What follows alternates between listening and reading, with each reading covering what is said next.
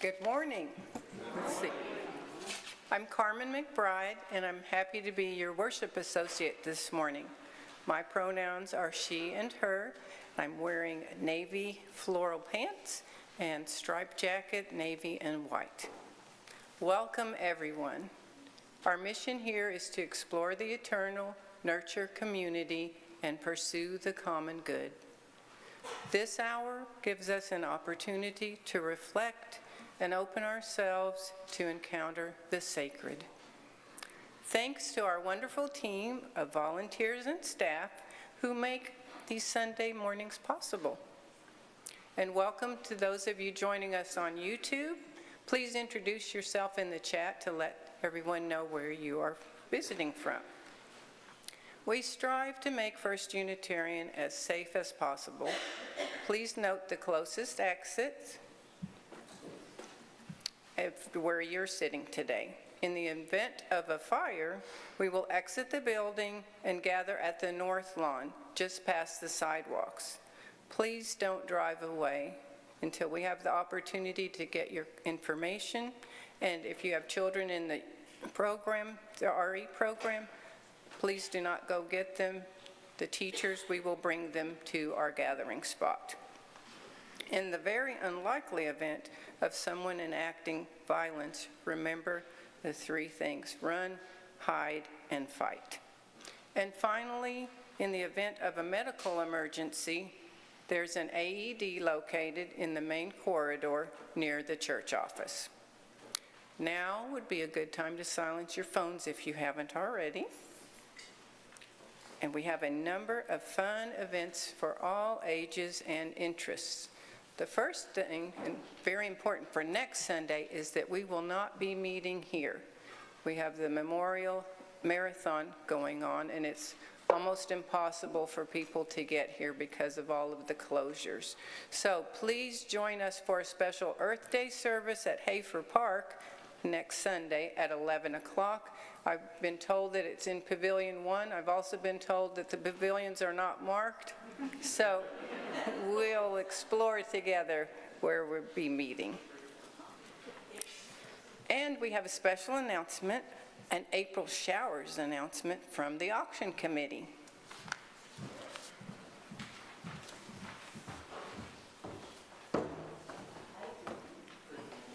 Good morning. I'm Deb Kretzinger, pronouns she, her, and the auction starts today.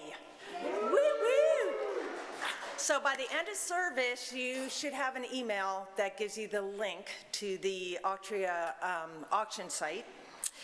So you can register. It's very easy to do. You just click the register button and it leads you right through it. You don't have to register a credit card or anything. If you buy anything at the end of the auction, which is 2 weeks from now, you have 2 weeks to bid, you can just see Marlise and, write her a check, hand her a bunch of, cash, whatever it is.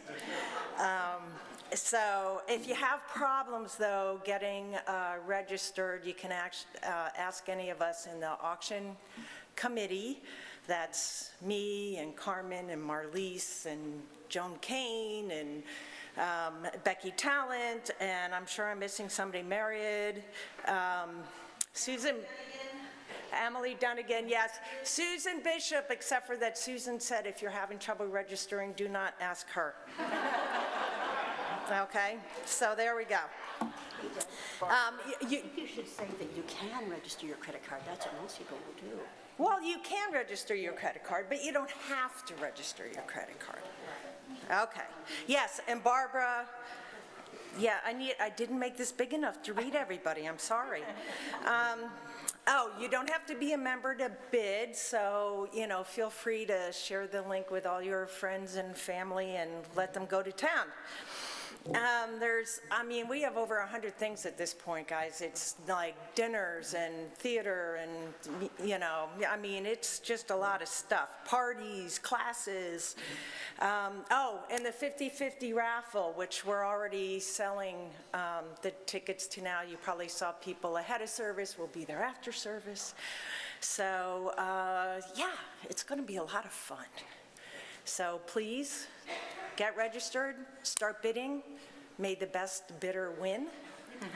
And, and at the very end, in 2 weeks, we're going to have a little party after service. So there you go.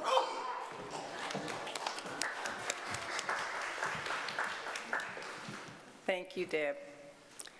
Let's see your order of service for other information and other events that are going on, or you can look at the weekly newsletter, or you can go online at one you see. We want you to be informed and aware that community is a shared responsibility. If you are not yet on our email list, please scan the QR code in your order of service, or you can also sign up on the link online under the newcomer section. Let's take a moment now to greet those seated near you and to offer a quick greeting back to one you see. And we'll have the bell in a minute.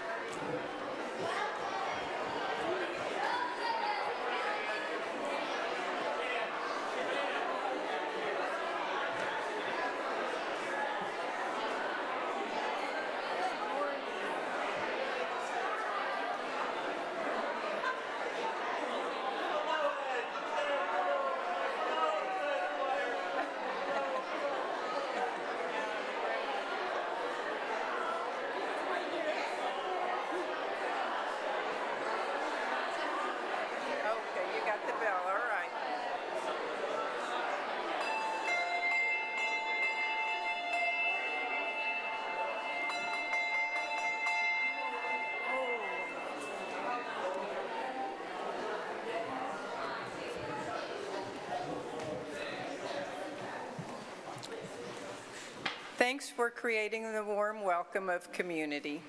After the service, follow the crowd through the double doors here to Daniel Hall for coffee, conversation, and to make some new friends. The altar flowers this morning are given by Bob and Sandra in celebration of their wonderful wedding yesterday.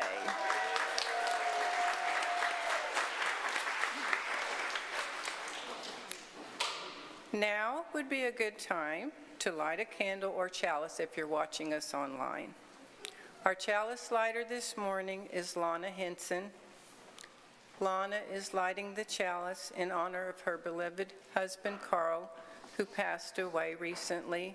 His memorial service will be here in the church in the sanctuary at 2 p.m. this afternoon.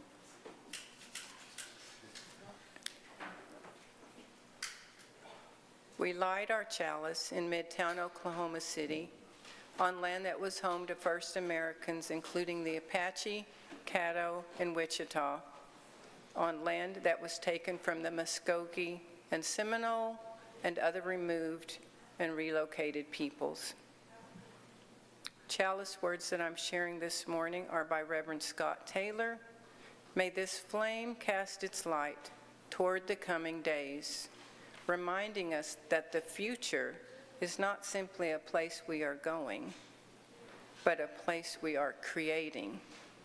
A new world is waiting, friends, not to be found, but to be built. May our time together light the way. I invite you now to join us in reading our covenant in your order of service. Love is the spirit of this church, and service is its law.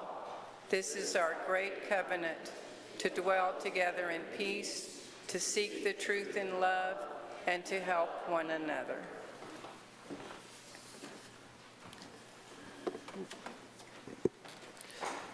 Good morning. I'm Reverend Kent. I use he, him pronouns. I'm a middle-aged white man wearing a black clergy robe and a greenish blue stole with lotus flowers on it. Welcome to a new story. Welcome to a day unwritten. We gather to speak of possibilities here. We remember the losses, we celebrate the victories, we embrace the possible over the probable, weaving a story of hope together. So let us join in writing this new story. Join in this day still unwritten. Join in a future full of what might be possible. Welcome, friends, to our time of worship. Our opening hymn this morning is number 352 in your gray hymnals, Find a Stillness. Please rise in body or in spirit to join in singing.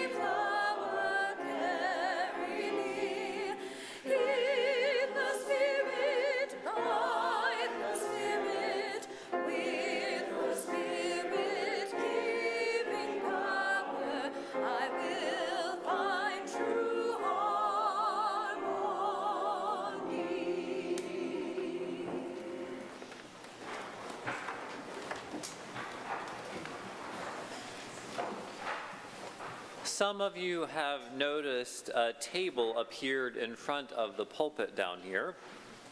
The sign on it says, and I will let you all know, you're welcome to light a candle of gratitude or celebration. Please feel free to light one of those candles anytime. Lighting a candle in our sanctuary is also a great opportunity for families together to honor those big events that may be going on in your life. So would you join me now for a short time of prayer? Spirit of life, God of many names and mystery beyond naming, we gather in thanks for this time to be together, a time to pause and take a breath and to regroup. We hold our friends Bob and Sandra in our hearts. May their new marriage be blessed.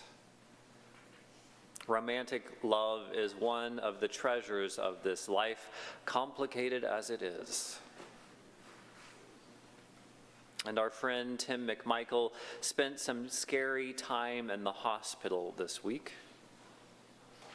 May his journey to health be as comfortable and as strong as possible. And later today, we'll gather to honor the life of Carl Sempner. May Lana and the Sempner family find peace in this difficult time of loss. We thank you, God, for this community, a place to hold us in times of change and uncertainty. Amen. And Tim, our Director of Lifespan Religious Education, has a story for us this morning.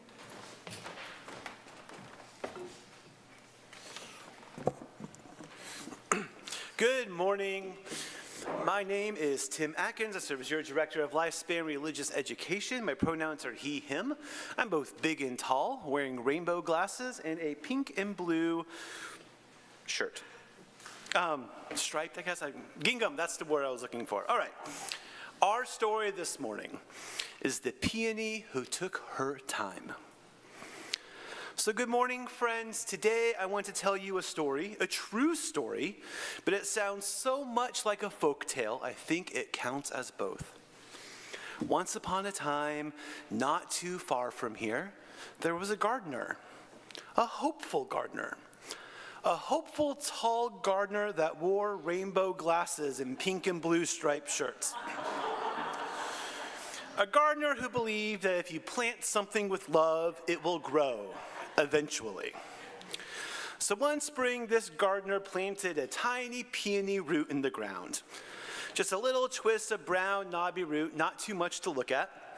But the gardener whispered, "Grow, little one, I believe in you." And the peony whispered back, nothing. It was a root, okay? Year one passed. The gardener checked the soil every week and nothing.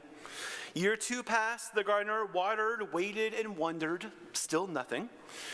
Year three passed, and a green sprout with some leaves poked up out of the ground, looked around like it was checking the weather, and said, not yet, and went right back underground. By year four, the gardener had almost given up. Almost, but not quite. And then this week, this very week, like on Monday, something magical happened. The gardener walked outside and gasped. There, in the very spot where nothing had happened for 4 whole years, stood a leafy, determined, very much alive peony plant with one proud, beautiful white and pink bloom. Like it had finally decided, okay, I'm ready now. Now here's the part that makes this a folk tale. Some people say that underground, the peony had been busy the whole time, weaving roots, gathering strength, learning the shape of the seasons, and waiting for the right moment to rise. Some people say the peony was practicing patience. Some say it was practicing forgiveness, letting go of old hurts in the soil. Some say it was learning the ancient wisdom of plants that this too shall pass. Winters pass, storms pass, hard feelings pass, and new life comes on its own time. But everyone agrees on this. Transformation doesn't always look like fireworks. Sometimes it looks like nothing at all, until suddenly it doesn't. And the gardener? Well, the gardener learned something too. They learned that people are a lot like peonies. Sometimes we need time, long, quiet, invisible time to grow. Sometimes forgiveness can take a while. Sometimes change happens underground where no one can see it yet. But that doesn't mean it isn't happening. And when we finally rise, when we finally bloom, it's worth the wait. So the next time you feel stuck or sad or angry or unsure, remember the peony who took 4 years to say, I'm ready. Because transformation is always happening, even when it's hidden, even when it's slow, even when it feels like nothing is changing at all. And one day, maybe sooner, maybe later, something beautiful will push up through the soil and surprise you. The end.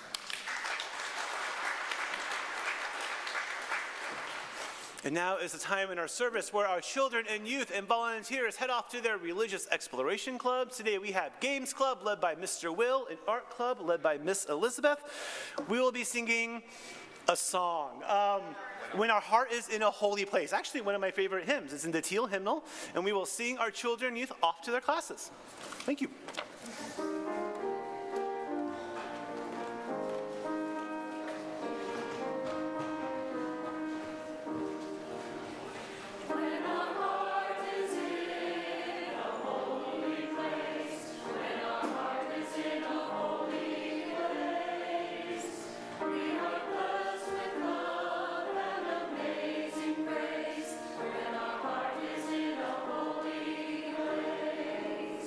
When we trust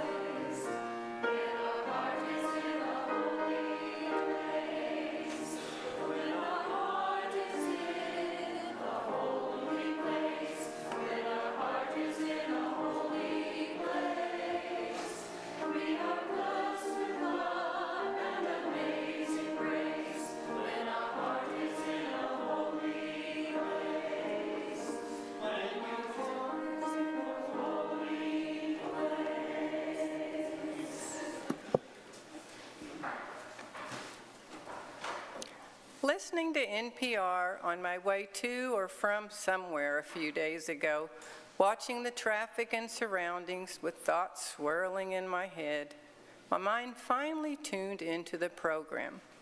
An interview with authors Palestinian Aziz Abu Sarah and Israeli Maoz Inan. They are the authors of the book, The Future is Peace, A Shared Journey Across the Holy Land. They're both peace activists, not confused with political activists, peace activists that became friends a decade ago. And their book is about an 8-day trek that they had across Israel and Palestine, and that peace is a choice that's made by humanity and not through wars. Both experienced horrific losses. As a young boy, Sarah's older brother was taken and arrested by Israeli military, and he was tortured and beaten, and his crime was accused of throwing rocks at soldiers. He died of those traumatic injuries suffered to his internal organs.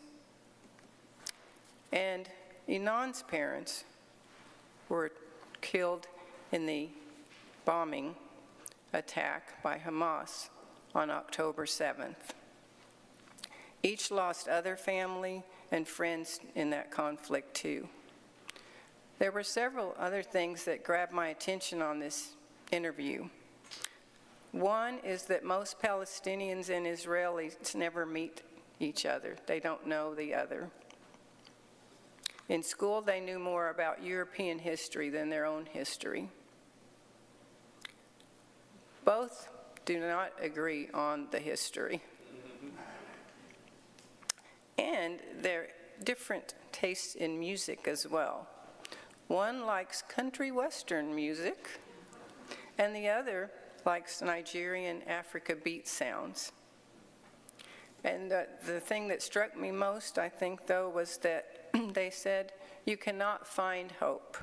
You have to create hope, that hope is an action.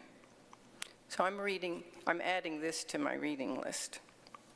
Today is the 31st anniversary of the Alfred P. Murrah bombing. We lost 2 of our members on that day. And from that terrible, terrible day, the Oklahoma Standard developed. From Oklahomans coming together, pitching in to do whatever was needed. It was a day that our state and our country changed forever. If you're old enough, you'll remember exactly where you were and on the days that followed. UU churches sent us cards and messages of hope and love. It transformed our city. Author Arthur Brooks said, reframe tragedy as an opportunity. Reframe change, whether it's positive or negative, as an opportunity in order to learn and to grow. Last Sunday, many of you attended several visioning sessions for the future of our church. And don't worry if you ate the sandwiches and didn't attend. You will have more opportunities later. I would love to see excited, joyful 100 plus in our church school. I'd like to see events that attract people from across the city, a food kitchen, even more visibility with our amazing social justice work. There's so much possible when we all work together. I try to be open to change. It's not always easy because I'm a creature of habit and I like my routine, maybe you as well.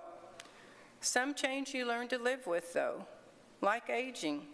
Parents, family, friends, yourself. Sometimes I'm still wondering what my purpose is in singlehood. And then there's parenthood and sisterhood and daughterhood, all the hoods. But we live each day the best we can, like Aziz and Moaz. We have to create hope, hope as an action, as is love. And every day we are blessed to wake up is a new beginning and a chance for transformation. Generosity is a spiritual practice that we embrace every Sunday when we take an offering. All the cash and designated checks are distributed directly to a nonprofit, an external nonprofit doing good work in the world. This month, our offering supports OKC Beautiful. Since the 60s, Oklahoma City Beautiful has been the only nonprofit organization dedicated to beautifying Oklahoma City. Their mission is to lead through collaboration, education, and advocacy. They are helping to transform Oklahoma City into a vibrant community, fertile for economic growth, where citizens practice environmentally sustainable lifestyles. And as we enjoy the offertory music, our ushers will pass the offering plate in the sanctuary. Online, you can make a gift through one you see on the website, or you can send a check to First Unitarian and make sure you write change for change on the memo line. Would the ushers please come forward to receive the offering?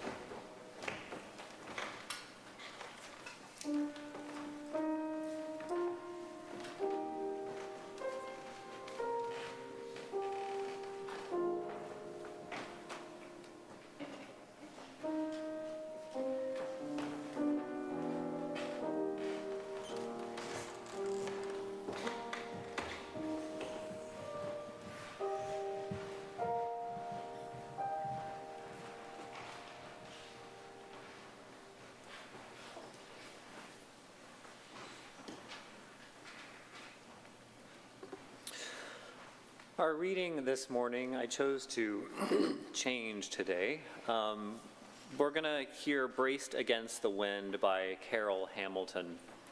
She wrote this poem in 1995 in remembrance of the bombing of the Murrah building that shook this city and this state and this congregation to its core. She writes, "Nothing gentles down from a mild heaven here. We're always braced against the wind.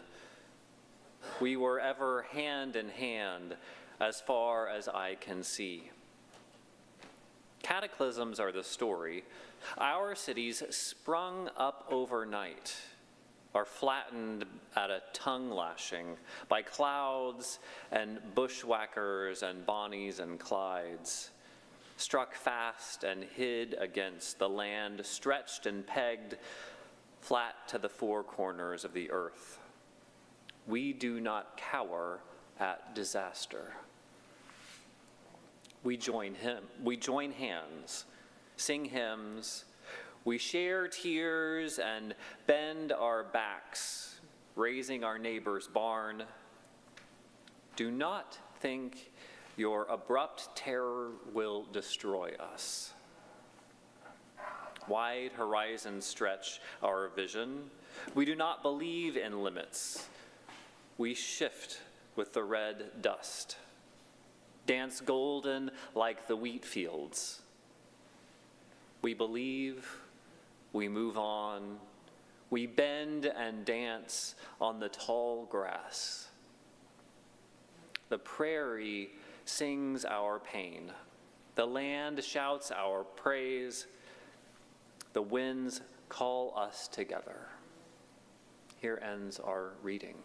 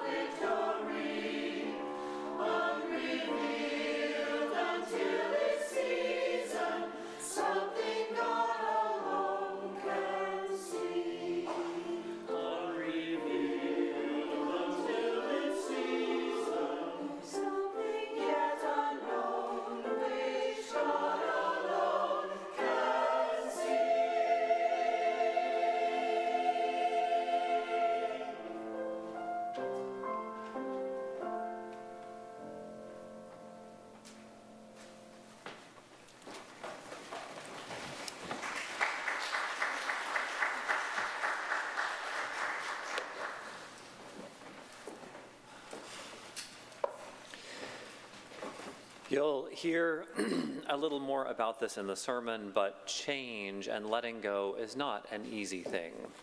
I want to invite you into a short time of practicing letting go with this meditation. Probably the simplest form of meditation that I know. We're going to take 3 deep breaths together, but with each of those exhales, I want you to let go of as much tension in your body as you can. And maybe some magic happens and you let go of some of those anxieties and frustrations and bitternesses at the same time. It's all about letting go with each exhale that we take together. We ready? Okay, big deep breath in and out. And in. And let that go. And one more big deep breath in. And release.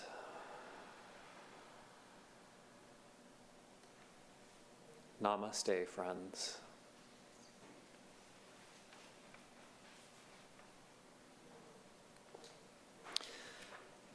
How many of you have heard the phrase, "This too shall pass"? Here's some news. It is not from the Bible. I'm betting plenty of you have probably used it before. A few years ago, I learned the origin of the phrase. It's a tremendous story that actually comes from medieval Persia. One day, a wealthy king, feeling bored, as wealthy kings sometimes do, decided to give his trusted advisor a big, really impossible challenge. He called on his advisor and said to him, "There's a certain ring that I want you to find and to bring to me. I want to wear it for the upcoming feast, which gives you 6 months to find it." The loyal advisor said, "Of course, whatever you wish, I will go find this ring for you. If it exists anywhere on the earth, Your Majesty, I will find it and bring it to you," he said. Then, of course, he realized the enormity of what he had just promised. The king began to explain. "The ring that I'm looking for has magic powers. If a happy person looks at it, they become sad. And if a sad person looks at it, they become happy." The king knew that such a ring couldn't possibly exist in all the world. It was an impossible task. But the advisor looked high and low. After looking for months and months, just before the great feast, the deadline was coming up, he stumbled on a pretty poor neighborhood merchant that had his wares spread out on a carpet. As he passed the merchant, he asked, "Is there by any chance you have seen this ring that is magic? It makes the person that makes the happy person sad and the sad person warm of heart." The merchant pulled out a very simple gold ring from his bag and engraved something on it. Once he read the words, all the advisor could do was smile. So that night he returned to the city for the celebration and the feast. The deadline had arrived, and the king asked his advisor, "Well, my friend, have you found what I was seeking?" And all the court began to laugh and turn to the advisor. To everyone's surprise, the advisor had a giant smile on his face as he pulled the ring out of his pocket. "Here it is, Your Majesty." As soon as the king read the inscription, the smile vanished from his face. Inside the ring, the jeweler had written the simple phrase, "This too shall pass." In that moment, the king learned perhaps the most valuable lesson of all. He realized that all his power and his fabulous wealth were all fleeting things. This too shall pass. Even the most monotonous song has an ending and a new one starts. The most grueling day passes and a new one begins. Whether you're a king or a servant, you're having your best day or your worst, this too shall pass, because everything changes. There's another popular saying that I've been chewing on this week. Maybe you've heard this expression as well. You can't go home again. That idiom was made popular by a famous book by the same title, You Can't Go Home Again. It's a book by Thomas Wolfe, published in 1940. It tells the story of a writer and his disillusionment with his hometown after traveling around New York and Europe, and it's all during the 1930s where things are sort of crumbling around him. The book explores a lot of those different economic issues, but a big thrust of it is this question of, can we return home, and what does that look like? It doesn't take much imagination to see how pertinent it is to me about this moment in my life. In the spring, I made a commitment to First Unitarian to move here to be your minister. I made arrangements with movers. In June, I packed up all my belongings and charted out for a massive road trip. This was all after living in the same county in California for 2 decades. So what did I call this momentous shift in life? I finally stopped trying to add the word home when describing the transition and simply said, I'm moving to Oklahoma City.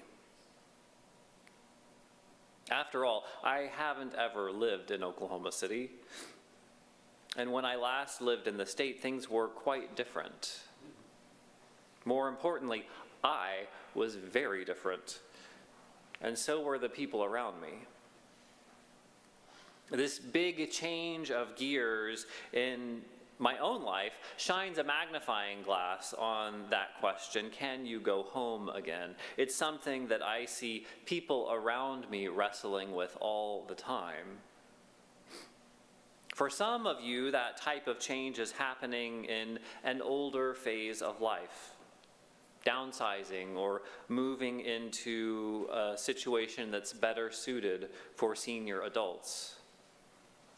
I'm also reminded of teenagers who forge out into the world, whether that's to college or other adventures. Yes, they can, of course, physically come back on weekends, but that relationship changes dramatically. Or what about your longtime adult home, whatever that may be, wherever it is? I've always wondered, when does that become home and that place you grew up not? This past Monday night, I slept in my childhood bedroom. It's now officially the guest room, but it was my space for 20 years. It is an incredible blessing to have that type of stability in family and the opportunity to visit the house where I was raised. And I believe there's great wisdom and truth to the idea that you can't go home again. Oklahoma will be my home, not because of a particular building that I spent years in. This will be my home not because of the past, but because of today. This is where I work, where the people I love are. This is where I make my life. Home is today, where we make it, with the people around us, and that changes. The title of this sermon was The Value of Transformation. It's a reference to our shared Unitarian Universalist values. Transformation is one of those 7 values that we as a denomination identify were really core to how we are together. So our UUA bylaws read, quote, transformation. We adapt to the changing world. We covenant to collectively transform and grow spiritually and ethically. Openness to change is fundamental to our Unitarian and Universalist heritages, never complete and never perfect. End quote. I started out this week intending to write a sermon that directly praised the value of transformation, change, growth, evolution, opportunity. All of that stuff sounds so wonderful and easy. But if we are honest, change is hard and scary. Most of us change because we have to, not because we want to. And as previous church congregant of mine, a couple of congregations ago, often said, "Getting old ain't for sissies." They love that line. I'm beginning to glimpse an understanding of that. And the uncertainty of the world today feels incredibly daunting. If you feel in a constant state of overwhelm or confusion, it is for good reason. You are not alone. People are exhausted and uncertain.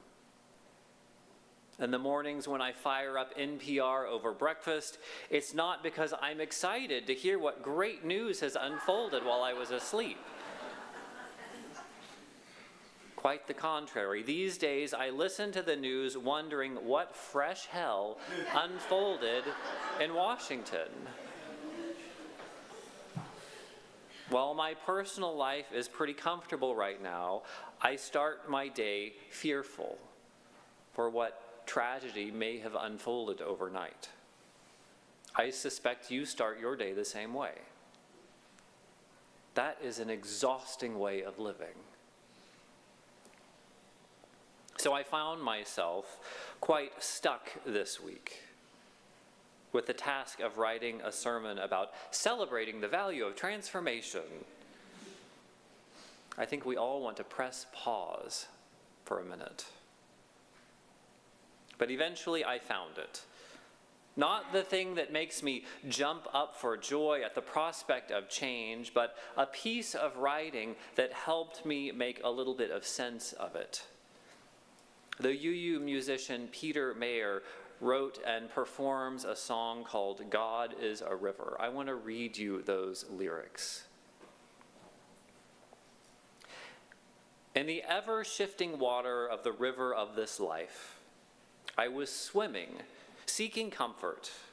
I was wrestling waves to find a boulder I could cling to, a stone to hold me fast, where I might let the fretful water of this river round me pass.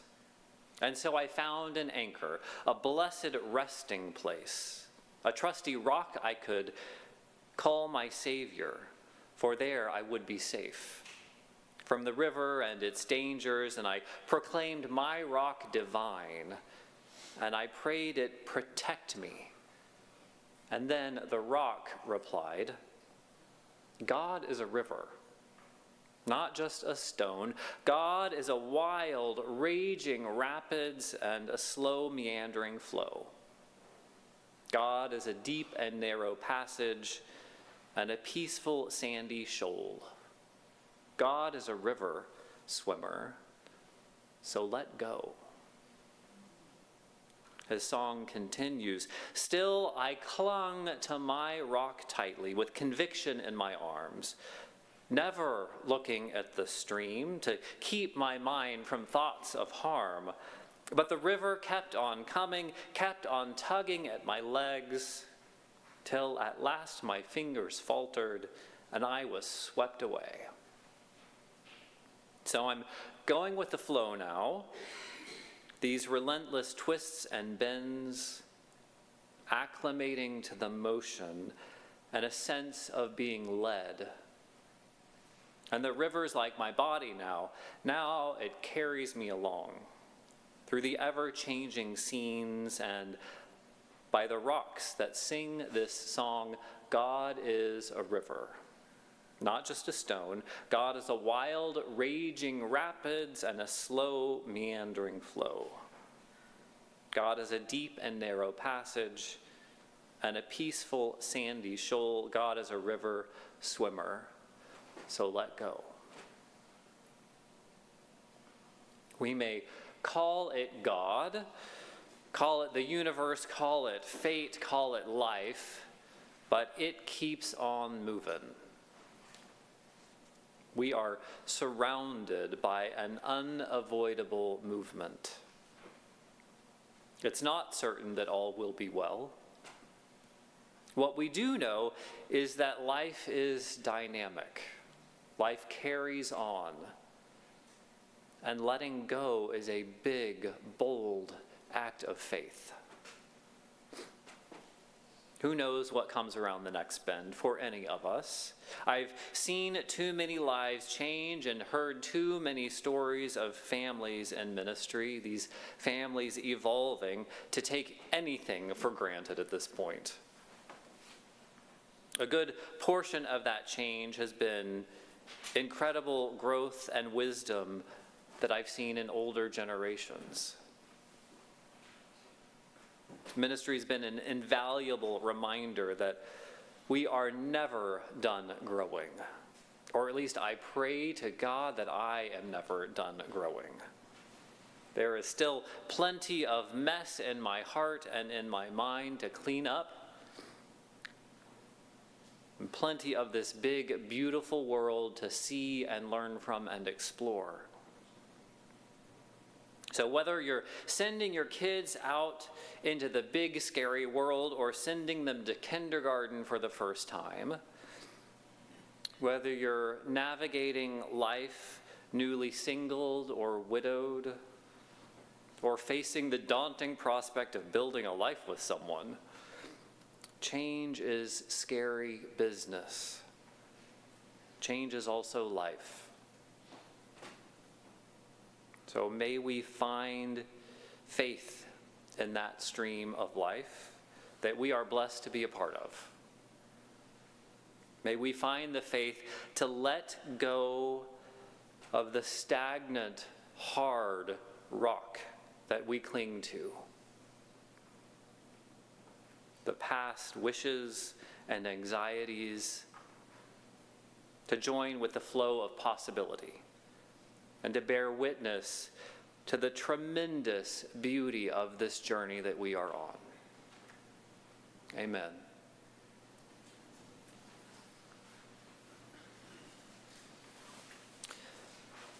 Our closing hymn today is in your green hymnals. It's number 1037, We Begin Again in Love. Now this is an unusual hymn. It has spoken parts and sung parts. What I want you to keep in mind is the sung part, the melody is the same every time you sing it. Kate's going to play something different, but you keep on singing the same thing. So would you rise in body or in spirit, and we're going to begin with the singing.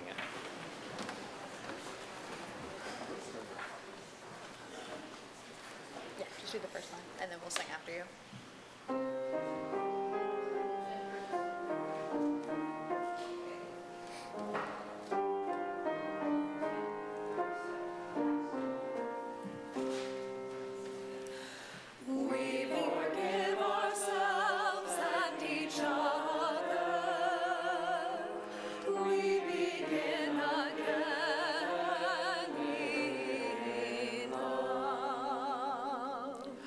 For remaining silent when a single voice would have made a difference.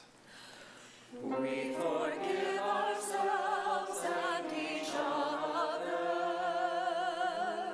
We begin again in love. For each time that our fears have made us rigid and inaccessible.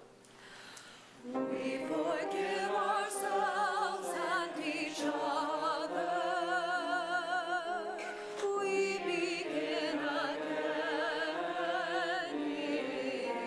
in love. For each time we have struck out in anger without just cause. We forgive ourselves and each other. We begin again in love. For each time that greed has blinded us to the needs of others. We forgive ourselves and each other. We begin again in love. For the selfishness that sets us apart and alone.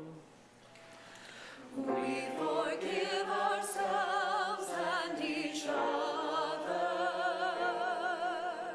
We begin again in love.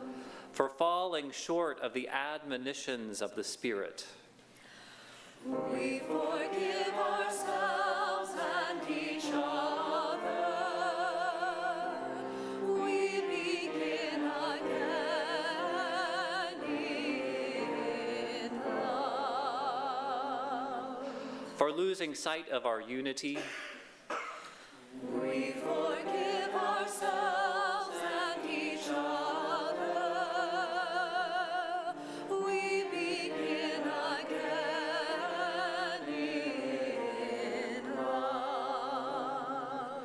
For those and for so many acts, both evident and subtle, which have fueled the illusions of separateness. We forgive ourselves and each other. We begin again in love.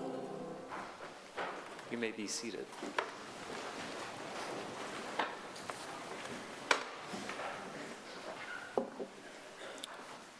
As we extinguish this chalice, may its warmth let us fuel.